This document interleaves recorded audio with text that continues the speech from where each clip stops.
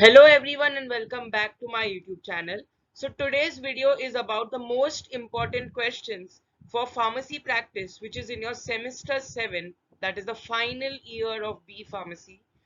And today we are going to discuss unit wise the most important questions. So in the unit 1 you have classification of hospitals. So hospitals are basically classified into different categories. First of all, it is classified on the basis of clinical, non-clinical, and the type of health provided. Clinical, non-clinical, and type of health provided. So in clinical, again, you have based on medicinal, surgeries, and other miscellaneous.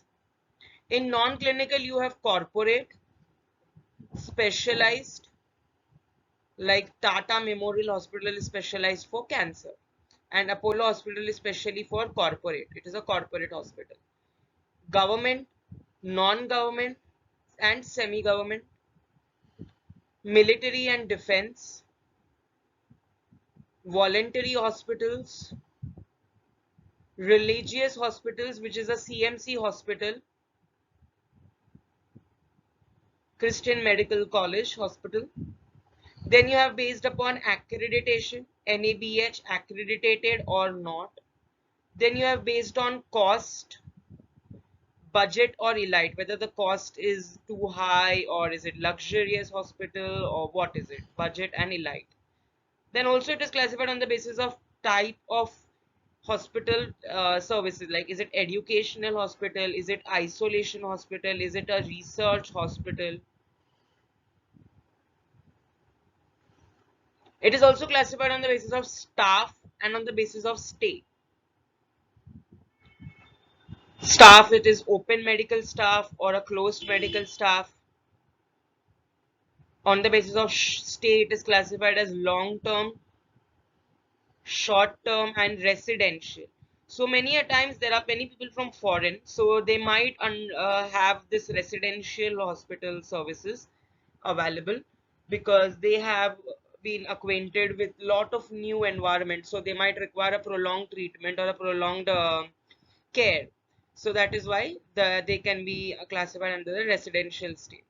So these are different classifications on the basis of clinical, non-clinical, and on the basis of government, non-government, semi-government, specialized, corporate, on the basis of voluntary hospital, religious hospitals, defense and military, accreditation, cost, education, stay, and the staff. Again, you have organizational structure. So in a hospital, there are a board of trustees.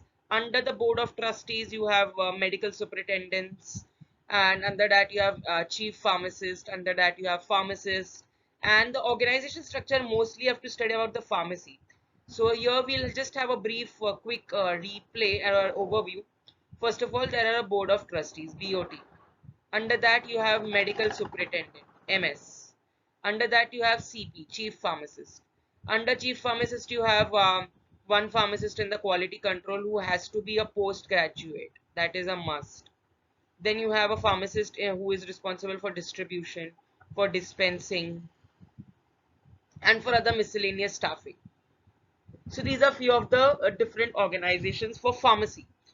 And also there are different classifications of hospitals on the basis of organization structure, like therapeutic, diagnostic, informative, medical, records.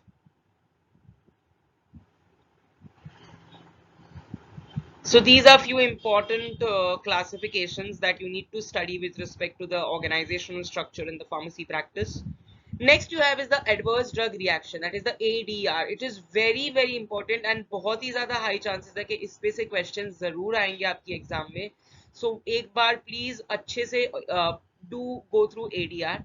In ADR, what is it? Is it unwanted, unnecessary, unexpected, undesirable, untoward effect at prophylaxis, at treatment, or at diagnostic stage for normal doses?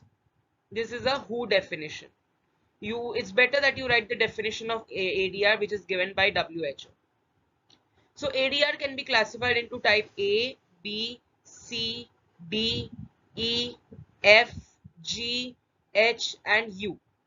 A stands for augmented, B stands for bizarre, C stands for chronic, D stands for delayed, E stands for exit or end of dose, F stands for failure of therapy, G stands for genotoxicity, H stands for hypersensitivity, U stands for unclassified. Hypersensitivity में again you have four types: type 1, type 2, type 3, type 4. And now there's a special type of type 5 as well. We'll discuss one by one a little bit.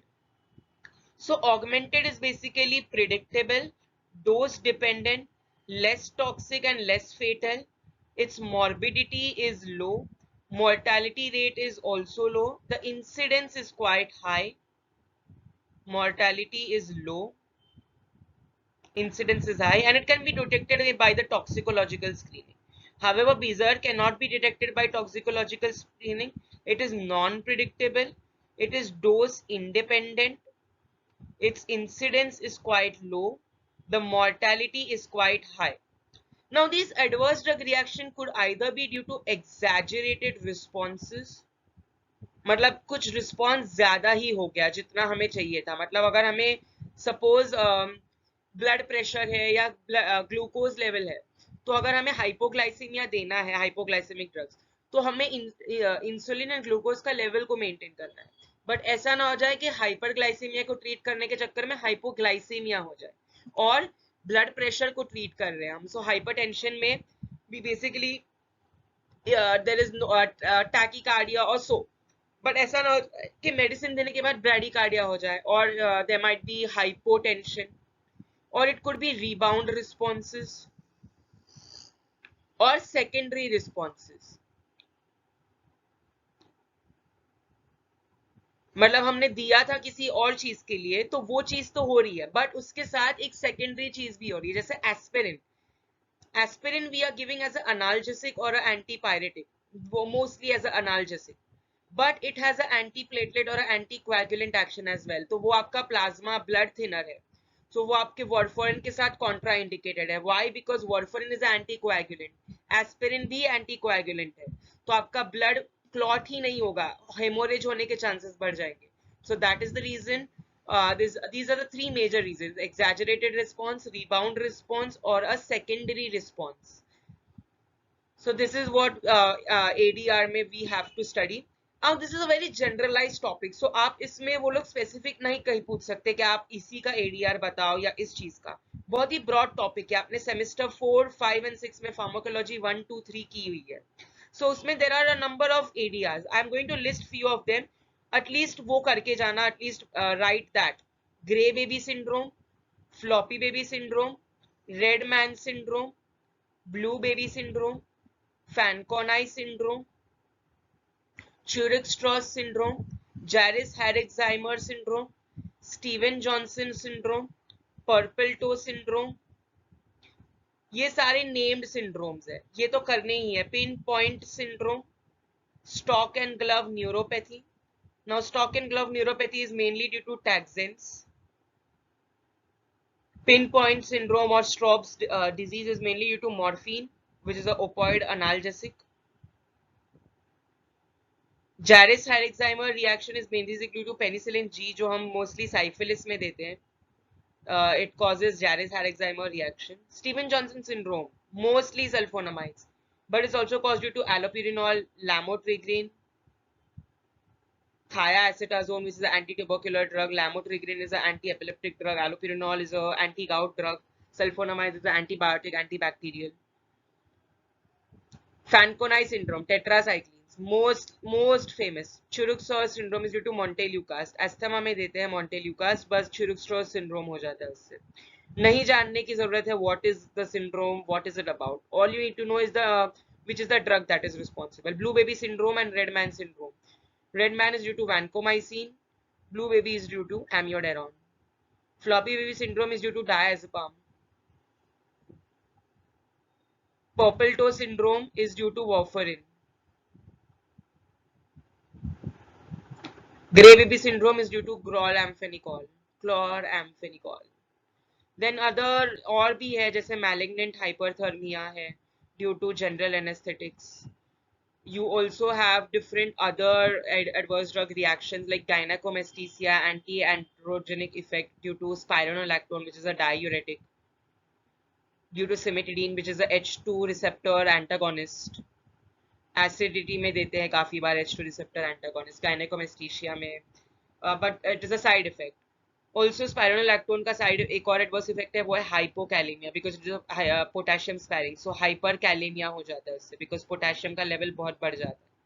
So hyperkalemia is again one of the adverse effects. So this way you can list down the adverse effects. Next you have is drug interactions. So drug interaction is basically one drug, it will decide the fate of another drug. That means if there's one drug, it might alter the pharmacokinetic or pharmacodynamic properties. Similarly, you need to know few of the important concepts in drug interaction, that is absorption, distribution, metabolism, excretion. Again वो further classified है into different categories that we'll discuss थोड़ा सा in overview. Firstly you have drug interactions. Drug interactions में दो है, PK PD. PD में you have again direct and indirect. Pharmacokinetic you may have absorption, distribution, metabolism, excretion. Excretion में you have pH, you have active tubular secretion, active tubular reabsorption. Distribution में you have volume of distribution and protein binding. Metabolism में you have enzyme inducer, enzyme inhibitors. Also एक special concept है, that is Hoffman's elimination. Atracurium बेसाइलेट से related है ये. Atracurium एक drug है, skeletal muscle relaxant. सो हॉफमैन्स elimination और उसका कुछ तो एक फंडा है, सो वो एक बार देख लीजिएगा. एब्सॉर्प्शन में again you have different categories like complexation, pH, mal absorption, microbial flora, motility. एक एक इंटरैक्शन एटलीस्ट सबके याद रखो. जैसे मैं एग्जांपल देता हूँ आपको. Volume of distribution, warfarin and chloroquine. Warfarin का अराउंड समथिंग 10 लीटर्स है, क्लोरोक्विन का 15,000 लीटर है. So that is very important. Protein binding में sulphonamide, स्टोलब्यूटामाइड, ऑक्सीफेनब्यूटाजोन. These are few drugs that are oxyfenbutazone is 99% protein bound, 99%. Warfarin is also highly protein bound drug. Elimination में pH के basis पे you have hexamine, जो हम urinary tract infection में देते हैं. It is a pro drug, वो acidic condition में एक्टिवेट होता है, so you need acidic conditions. Active tubular secretion and reabsorption में most famous example probenecid penicillin, probenecid penicillin and probenecid methotrexate. Methotrexate is basically anti cancer drug, immunosuppressant की तरह भी उसे देते हैं. And probenecid is a gout, it is a uricosuric drug, that is excretion बढ़ा देता है वो uric acid का, so that is important. In metabolism you have enzyme inducers and enzyme inhibitors. So warfarin, alcohol, carbamazepine, ये सारे enzyme inducer है. rifampicin which is an anti-tubercular drug. enzyme inhibitors में basically you have सबसे widely known drug isoniazid. Isoniazid is the most widely used drug. And also isoniazid anti tubercular है, तो वो enzyme inhibitor है. और rifampicin isoniazid दोनों ही anti tubercular है, बट आयरनी देखो कि isoniazid is a enzyme inhibitor and rifampicin is a enzyme inducer. So that is important. Absorption में आपने जैसे देखा मोटिलिटी है, पीएच है. सो कॉम्प्लेक्सेशन का एक बहुत ही फेमस एग्जांपल है tetracycline with divalent atoms. Not necessary calcium, ये लोग पढ़ते हैं, जीपैट में आता है और कंफ्यूज हो जाते हैं. Not necessary calcium. Calcium is one of the divalent atoms. Tetracycline कोई भी divalent, Mg2+, Ca2+, कोई भी divalent atom के साथ वो complex form करता है. Again ciprofloxacin भी form करता है aluminium containing antacids के साथ. But drug interactions is always wrong. It is not always non-beneficial. It can be beneficial as well. We'll going to study about few examples that are beneficial drug interactions. Firstly, amoxicillin clavulanic acid, antibiotic. Clavulanic acid is beta-lactamase inhibitor. Amoxicillin is a penicillin. Next you have is ampicillin and sulbactam.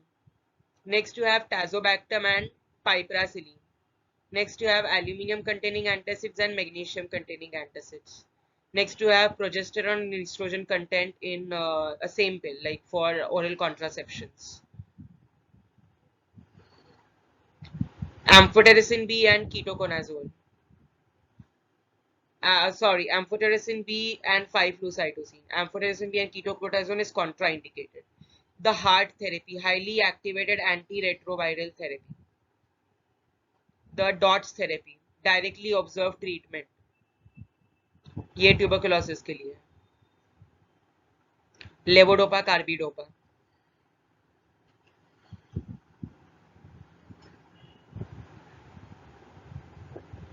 सो ये few interactions हैं जो positive है.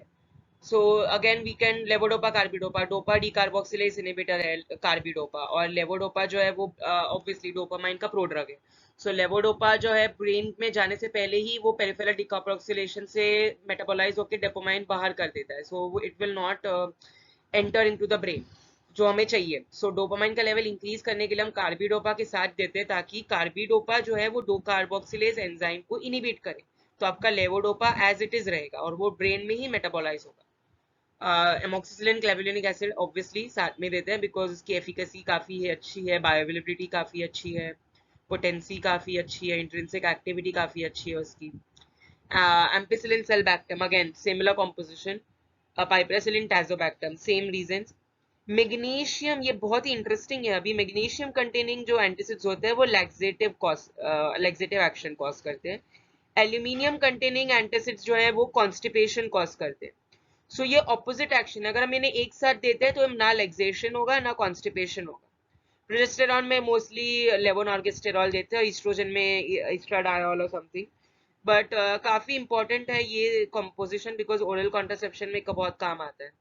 Amphotericin B and 5-फ्लूसाइटोसिन पॉलीन्स और prodrug है 5-फ्लूसाइटोसिन. ये anti fungal agents है, quite useful.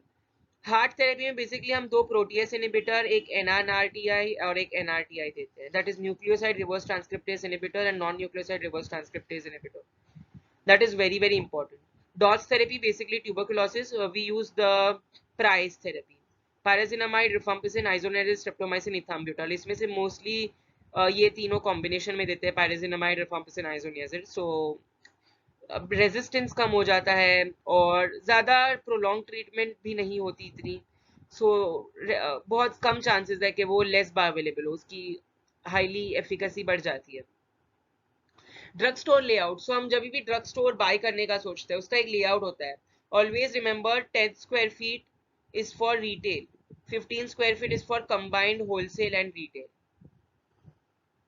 Always remember, never forget this. This is very very important with respect to GPAD. आपको अगर आगे शॉप भी खोलनी है whatever reasons, highly important. And drug store basically क्या क्या होना चाहिए? Equipments, maintenance, personnel, space, एक display window होती है. You know you have to draw a diagram, a structural representation for the same. जैसे over here you can see ये मेरा ड्रग स्टोर है, यहाँ पे सारे रैक्स है, यहाँ पे मेरा नार्कोटिक का स्टोर है जो डबल लॉक्ड है. Do not forget the word double lock. इसकी चाबी सिर्फ और सिर्फ चीफ फार्मासिस्ट के पास होनी चाहिए. यहाँ पे मेरे फ्रीजर है जो कोल्ड चेन प्रोडक्ट्स है, anti cancer drug basically hormonal drugs है, बटॉक्स है, ये सारी चीजें यहाँ पे रखी होती है फ्रीजर में. यहाँ पे मेरा डिस्प्ले विंडो है, यहाँ पे मेरा वेटिंग एरिया है, यहाँ पे मेरा टेबल और चेयर रखा हुआ है अगर काउंसलिंग वगैरह होगा तो टेबल एंड चेयर है. यहाँ पे फिर से मेरे थोड़े रैक्स है for bulk products. So you can see that this is a layout. ऐसे रफ आप एक लेआउट दे दीजिएगा, that will be very beneficial. The next is the unit number 2, control drug dispensing. So it is very important कि control drugs जो है mostly schedule H1G X के आते हैं. So these are drugs that are basically controlled. क्यों कहा जाता है, रिस्ट्रिक्टेड कहा जाता है, बिकॉज ये काफी ज्यादा जल्दी रेजिस्टेंस बहुत ही प्रिजर्व करके रखा जाता है, इतनी ज्यादा वाइडली यूज नहीं करते. And they might be drugs of abuse और ड्रग डिपेंडेंसी और drug addiction. And also control drug की डिस्पेंसिंग बहुत ही ज्यादा केयर के साथ करनी चाहिए. अगर कुछ भी टूट जाता है, वायल है जैसे मॉर्फिन है, कीटामाइन है, एम्फेटामाइन है, तो वायल को टूटने की वजह से दूसरा ऑर्डर करना है तो उसकी पूरी इंफॉर्मेशन देनी होती है. Even if you are ordering तो आपको डेट, रिफिल हो रहा है तो रिफिल डेट, ये सब मेंशन करना होता है। क्वांटिटी, वार्ड नंबर, अगर इन पेशेंट है, एम्बुलेटरी आउटसाइड पेशेंट का तो बहुत दूर की बात है, इन पेशेंट है तो उसका वार्ड नंबर, बेड नंबर बहुत ज्यादा जरूरी है, because that is need to be mention for the control dispensing, control drug dispensing. And there is always a procedure, any dispensing हो, कुछ भी हो, सबसे पहले doctors write a RX, that is prescription. That prescription is received by the pharmacist. Then he fills the prescription. Check करके fill करता है, checking and filling. Then dispense करता है. फिर cost, free है, cash है, charge है, अगर कोई policy के through है, और is it एम्बुलेटरी पेशेंट और वॉट एवर इट इज। फिर उसका दूसरा काम है ये देखना कि वो लेबलिंग प्रॉपर है, एक्सपायरी डेट वगैरह चेक करना, उसका पैकेजिंग प्रॉपर है, सील टैम्परिंग तो नहीं हुई है और anything like that.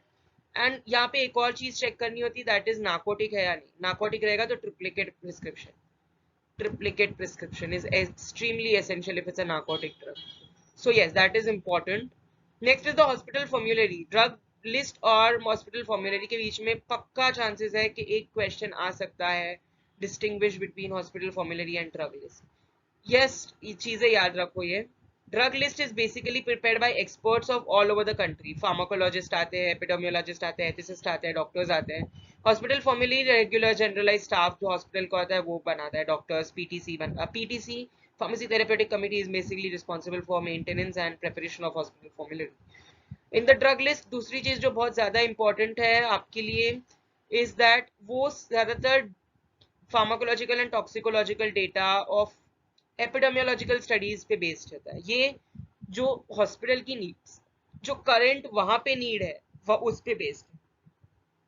And also drug list पे you don't need to mention all the data, but hospital formulary में पूरा mention करना था, dose, pharmacological, toxicological, dosage, strength। जैसे निकोटीन है तो nicotine tablets, nicotine capsules, nicotine capsule का dose 200 mg, 500 mg। अगर पैरासिटामोल है, पैरासिटामोल का सस्पेंशन है, टैबलेट्स है, इंजेक्टेबल है, वायल है, क्या है। सो इसकी भी बहुत ज्यादा जरूरी है मेंशन करना। Medication interview and adherence. Medication adherence जो है it is a basically tool, जब अध्ययर करता है एक पेशेंट, जब एक पेशेंट प्रॉपरली दवाई लेता है प्रॉपर टाइम पे प्रॉपर तरीके से। सो नॉन अधेरेंस के बहुत सारे कॉजेज हो सकते हैं। इलिटरेसी मतलब समझ ही नहीं आया, पॉवर्टी, बहुत महंगी दवाई है, सोशल एंड कल्चरल फैक्टर्स मतलब बाहर के कोई दोस्त वगैरह मना कर, और anything like that. Economical, faith and belief, superstitions है कि भाई नहीं हम दवाई नहीं लेंगे। डिप्रेशन है तो डिप्रेशन में कोई भी बंदा सामने से नहीं बोलेगा कि हाँ भाई मुझे डिप्रेशन है। साइकोसिस, साइकोसिस में पेशेंट ऑब्वियसली हाइपर हो जाते हैं। Palliative care patient, palliative care patient को बहुत ज्यादा ध्यान रख के देना होता है, जैसे जो डायलिसिस पे है या फिर जो HRT हार्मोनल रिप्लेसमेंट थेरेपी पे है, dialysis, these are patients of palliative care, they require extreme care.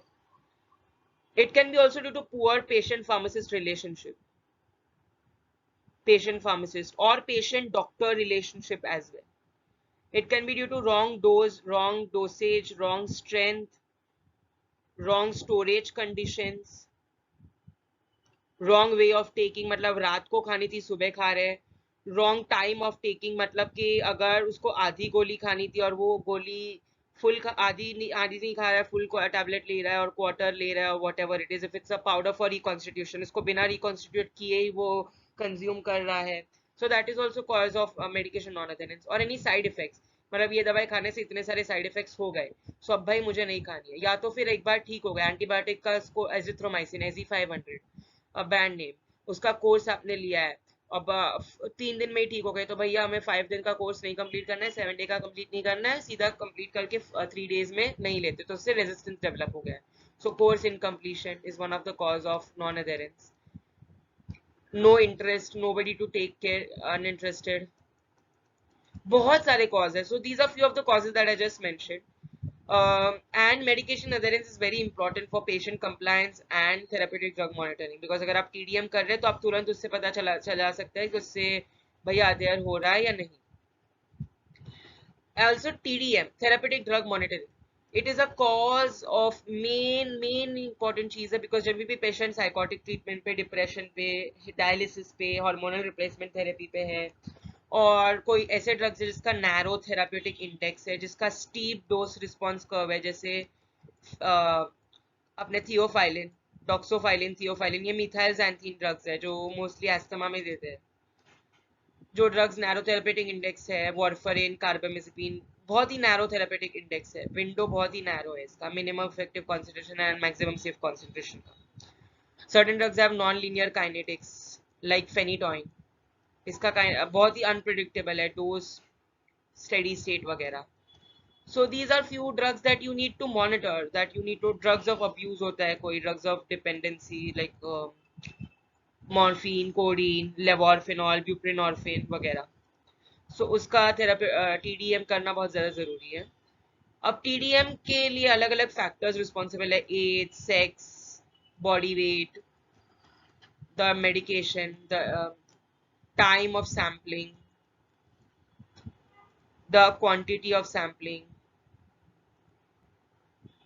वगैरह, demographic study, protein binding, PKPD, ये सारी फैक्टर्स जो है वो टीडीएम को गवर्न करते हैं।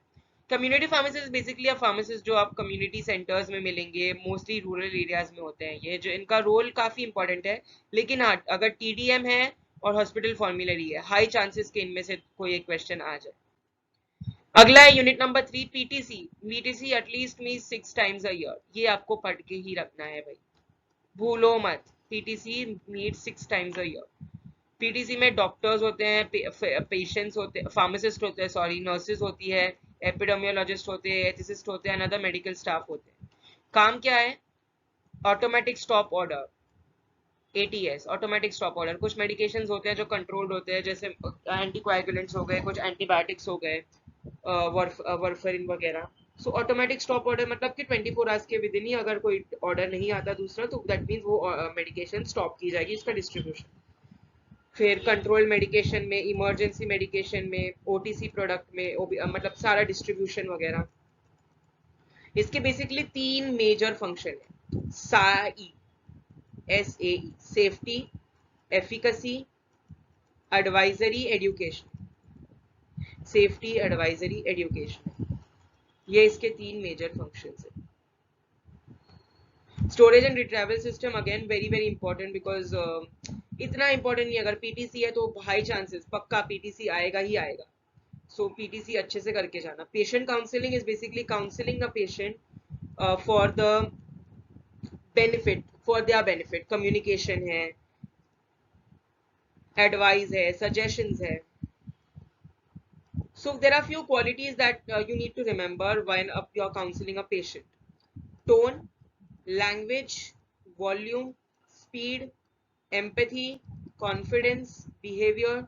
Either verbal हो सकता है communication या non verbal, मतलब आपके postures, आपका gestures, आपके facial expressions, ये सब चीजें काउंट करती है। अगर आप एक हरी में है, घाई घाई में कर रहे, या तो फिर आप चिड़चिड़े हो गए, ये all factors are responsible of patient counselling.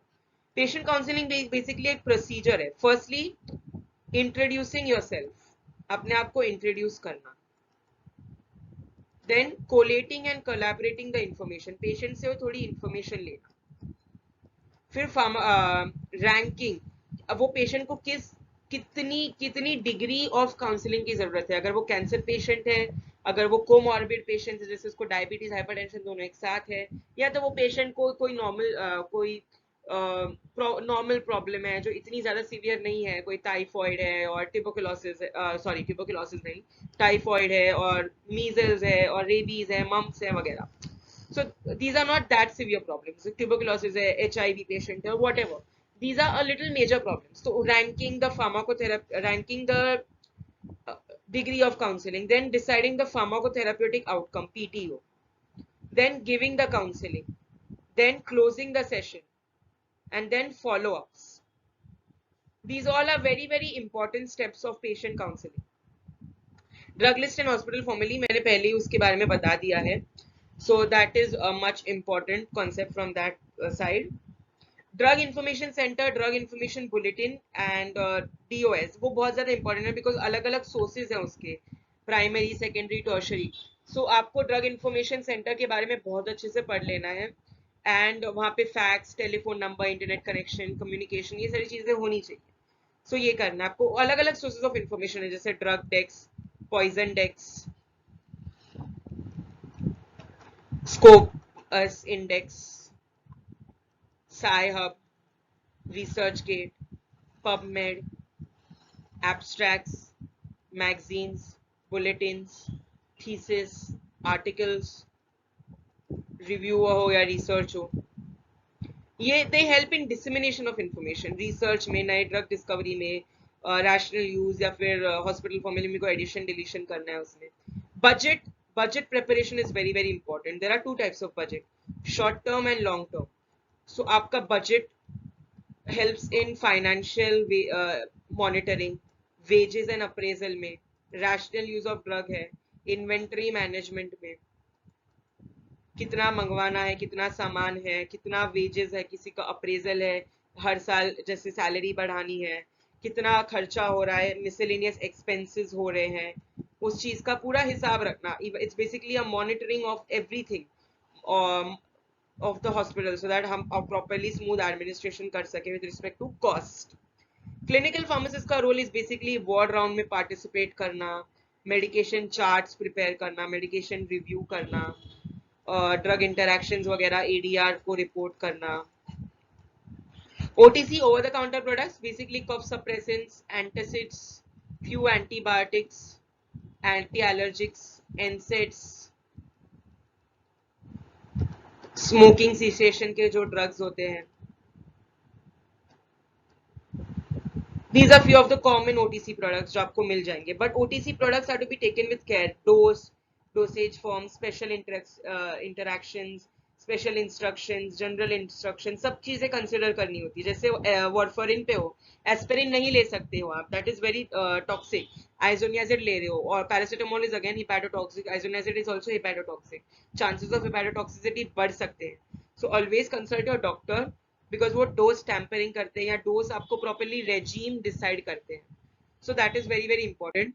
The last is the unit number 5 where you have to remember about the interpretation of clinical tests जिसमें hematological, cardiological, nephrological, neurological, kidney function test, liver function test, lipid profiling, hematological test, smear, diagnostic kits, D-dimer test, C-reactive protein test, blood glucose test, insulin basically तब दिया जाता है जब diabetes होता है, diabetes mellitus, kidney function में urea, BUN, blood urine nitrogen, creatinine, blood, ketone bodies, protein bodies, ये सब चीजें देखते हैं। LFT में SGPT, serum glutamate pyruvate oxalotransferase, serum SGPT and SGOT, glutamate oxalo acetate transferase, जिसको हम ALT और AST, alanine transaminase aspartate transaminase भी बोलते हैं। इसका यूजुअली 0 से 40 इंटरनेशनल यूनिट्स के बीच में होना चाहिए लेवल। लिपिड प्रोफाइलिंग में VC, HDL, high density lipoprotein, low density lipoprotein, very low density lipoprotein, chylomicrons, triglycerides वगैरह। ब्लड टेस्ट में यूजुअली हम ESR, packed cell volume, erythrocyte sedimentation rate, packed cell volume, RBC, WBC, platelets, WBC में granulocytes है, granulocytes, lymphocytes, monocytes, acidophils, individually हर चीज का देखते हैं। Besides this we have different blood clotting time, bleeding time, कोई specific biomarker है क्या वो चेक करना, जैसे DKK is an important biomarker in the irritable bowel disease, तो वो बायोमार्कर चेक करना, hemoglobin level check करना। all of these are interpretation of chemical test only basically। drug store management and inventory control, basically आप drug store जब own करते हैं तो उसको मैनेज करना, कितना स्पेस होनी चाहिए, site, location, space, surrounding, equipments, personal, stocks, ये सारी चीजें, E O Q, economic order quantity, fast moving, slow moving, non moving, always better control, ABC, VED, vital, essential, desirable. इसके अलावा दो और है, सीजनल एंड नॉन सीजनल, और scarce, SD, scarce entity, developed entity, etcetera. So ये बहुत inventory control की important strategies है। जैसे इकोनॉमिक ऑर्डर क्वांटिटी, सो ये आपको बताती है कि कितना ऑर्डर है, कितना री ऑर्डर लेवल होना चाहिए, कितना मैक्सिमम कंजम्पशन है। एफएसएम, फास्ट मूविंग, कुछ ड्रग्स ऐसे होते हैं जैसे पैरासिटामोल, एस्पिरिन, ये फास्ट मूविंग है, तो ये अलग फास्ट मूविंग रैक में रखते हैं। तो आप अलग अलग तरीके से उसको स्टोर कर सकते हो, या तो आप एक्सपायरी डेट के बेसिस पे स्टोर कर रहे हो, या तो आप थेराप्यूटिक कैटेगरी के बेस पे, जैसे सारे एंटी साइकोटिक ड्रग्स यहाँ पे, सारे एंटी कैंसर ड्रग्स यहाँ पे। फिर दूसरा है आप फार्माकोलॉजिकल और थेरापेटिक कैटेगरी के बेसिस पे अल्फाबेटिकली, जैसे ए बी सी, तो ए एस्पिरिन, ए एस पहले होगा। फिर दूसरा कोई ड्रग है जैसे ओसेलाजीन, तो ओ ए के बाद आता है, तो वो ओ की कैटेगरी में वैसे। सो अल्फाबेटिकल, एक्सपायरी, थेराप्यूटिक कैटेगरी, अलग अलग तरीके हैं स्टोर करने में। कुछ है मटेरियल जो ग्लास के होते हैं, हम उन्हें यूजुअली पीछे रखते हैं, जिसकी ग्लास वायल वगैरह है, जिसमें ग्लास की पैकेजिंग है। फिर कुछ ड्रग्स हैं ऐसे जो हैवी कुछ पैकेजिंग जो है वो बहुत हैवी होती है, तो वो हैवी पैकेजिंग को हम यूजुअली टॉप पे रखते हैं, तो हम इजीली ले सकते हैं। और जो कुछ हैवी लाइट मटेरियल होते हैं वो हमें नीचे रखते हैं, तो आराम से उसको नीचे से ले सकते हैं।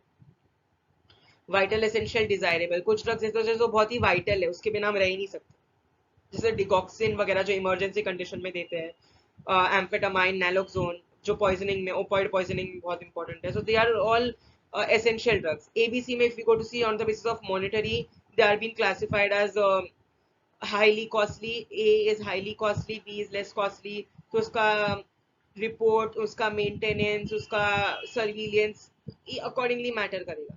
So that's all for today's video. Thank you so much for watching for it. I hope आपको एक आइडिया हो गया कि फार्मेसी प्रैक्टिस में बहुत सारे इंपॉर्टेंट क्वेश्चंस कौन से और कितना लिखना है, क्या क्या लिखना है, मैंने वो भी बता दिया आपको थोड़े एक्सटेंट तक। So thank you so much for watching the video. These are my few important profiles: YouTube channel, Instagram, Gmail, mobile. अगर collaborate करना है आपको, this is my Instagram page, Pharma Tips and Tricks. This is the symbol. Again ये मेरा SlideShare account है, same symbol है, Payam Vora मेरे नाम से ही है. This is my YouTube channel. So please do like, share, subscribe, and let me know if there are any views in the comment section. Thank you so much.